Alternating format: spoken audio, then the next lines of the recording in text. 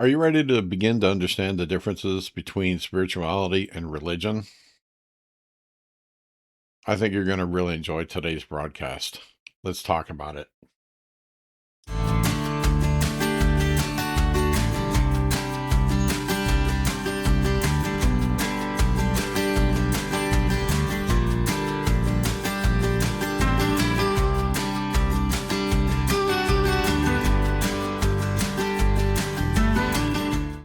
So, welcome to today's podcast. I figure it's probably about time to start talking about the differences between spirituality and religion. What happens to many people is they start off with a very religious upbringing and they become spiritual as they go along in life. One of the most important things that happens is the fact that you start to wonder why. That some things don't work for you, that some things don't make sense, that there seems to be an inner calling to look into other things. And that happens to a lot of people. Okay, let me give you some examples. When you're younger, you come into this world as a young soul. You end up having a set of parents, and with that, a household. You build a belief system that is based on everyone else's belief, or for lack of a better word, programming. There are going to be values and beliefs that are going to be instilled into you.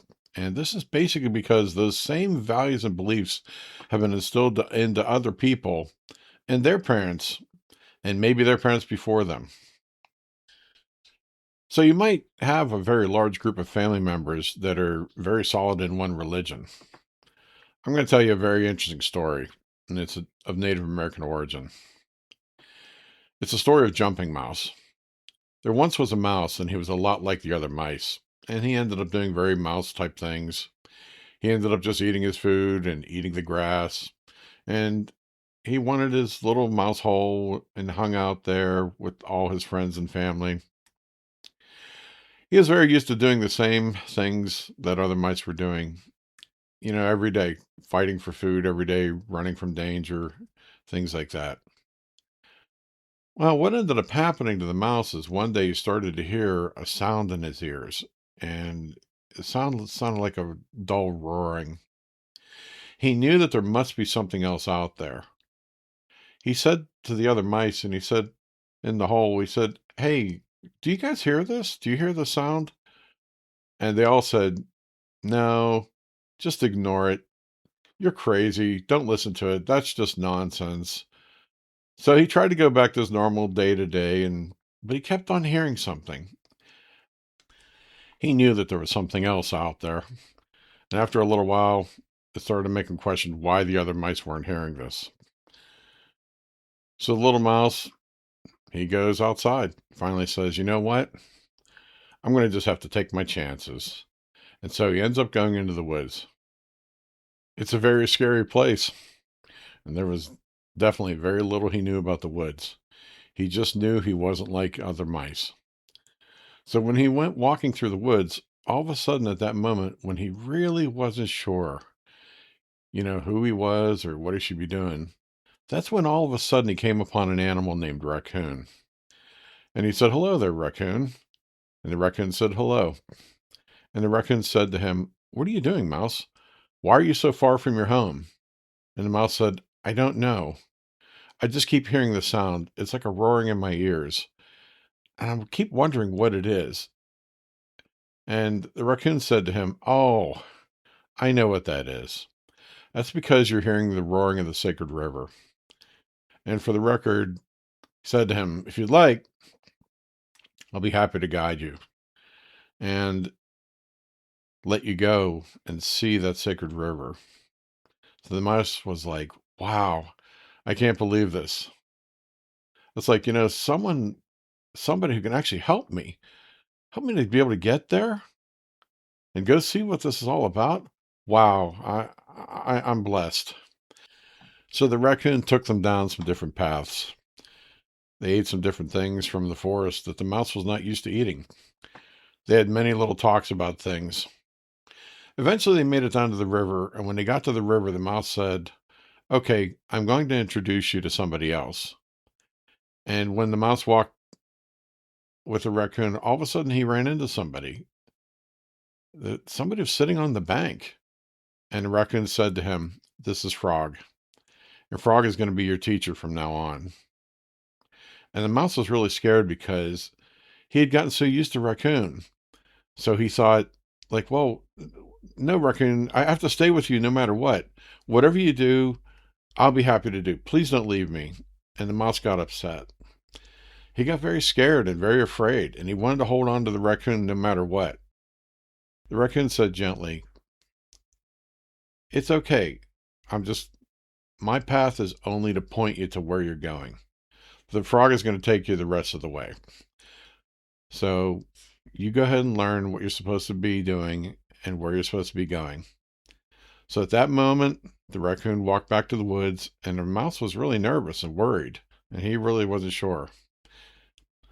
But, the mouse had to trust the raccoon enough because the raccoon at least got him further along than where he was. And this is when he heard that sound of that river, and it was right in front of him. So the mouse began to realize, wow, that's a really loud sound here. So that's the sound that I've been looking for.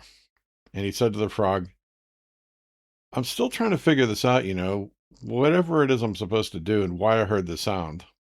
And the frog said to him, "Okay, here's what I want you to do. I want you to jump, and I want you to jump as high as you can." And of course, the mouse was like, "Oh, okay, but I really don't jump or do things like that." But the frog said to him, "It'll be okay. Take a chance and jump." And all of a sudden, the mouse jumped right into the air, and he realized he saw something in the distance. Over on the far side, past the bank, past the hills, past everything that was on the other side of the river, there was a mountain. And up there, it was beautiful, and the sun was shining on it. And it showed him so much beauty. If for just a moment, it made his heart just soar. And for a split second later, he splashed right into the river. "Oh my gosh," he said to himself. And he was even more nervous and scared and worried about that. But he pulled himself out of the river and he came up to the frog. He says, "What was that? What was that?"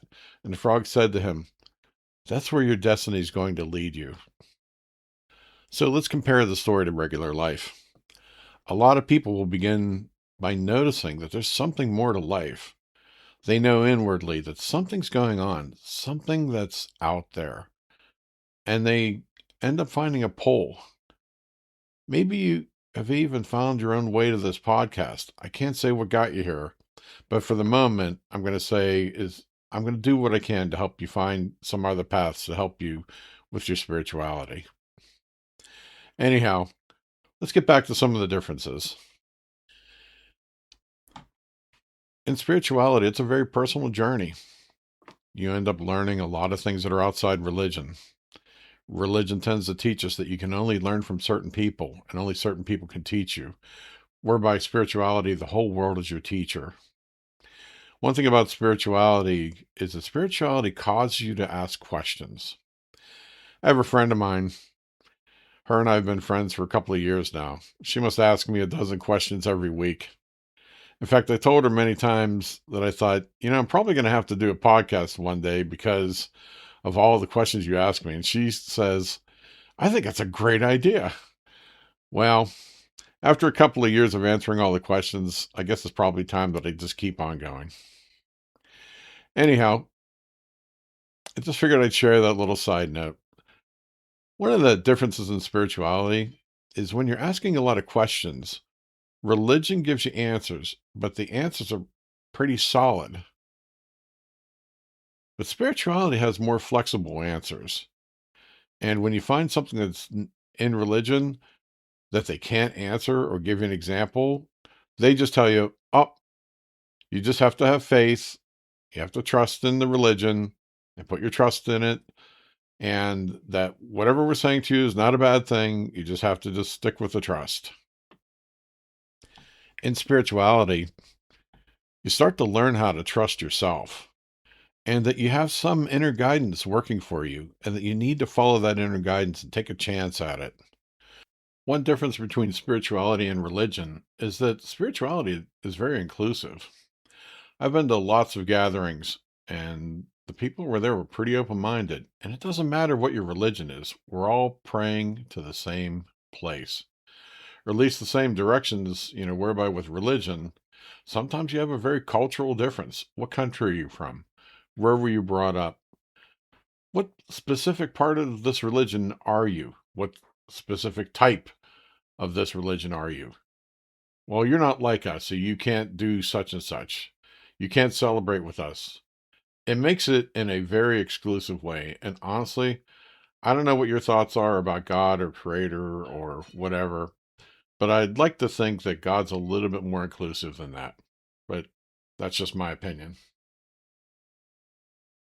Let me share something from Buddhism.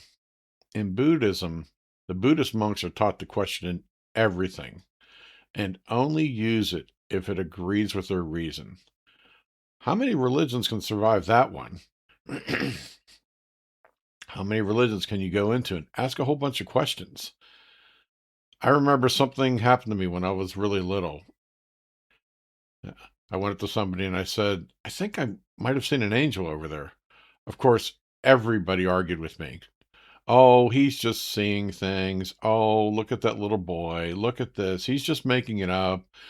You know, I imagine for a second, maybe I was just making it up.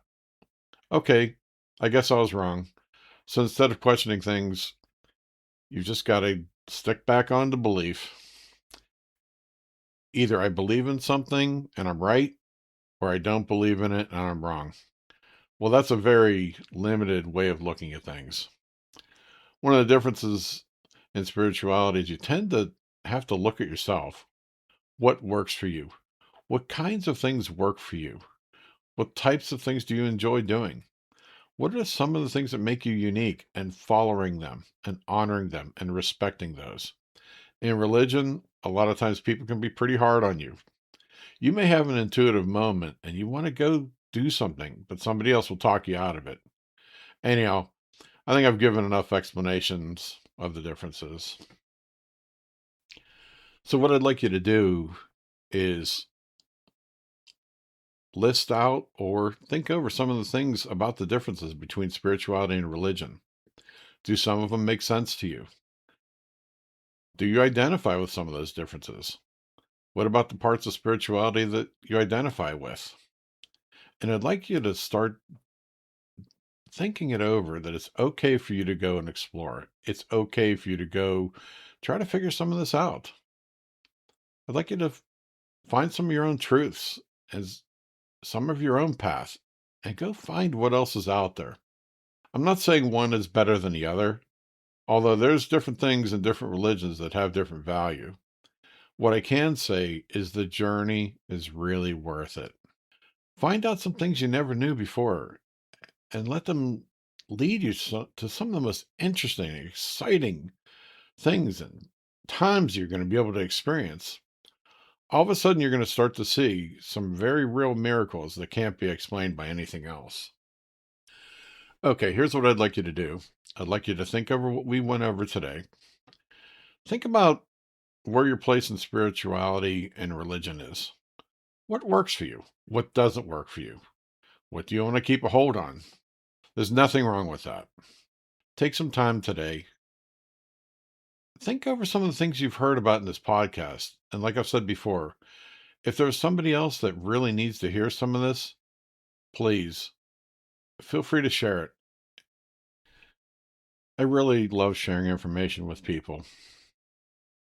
Anyhow, until next time, just keep learning, keep growing, keep an open mind, because there's still a lot more coming. Thank you.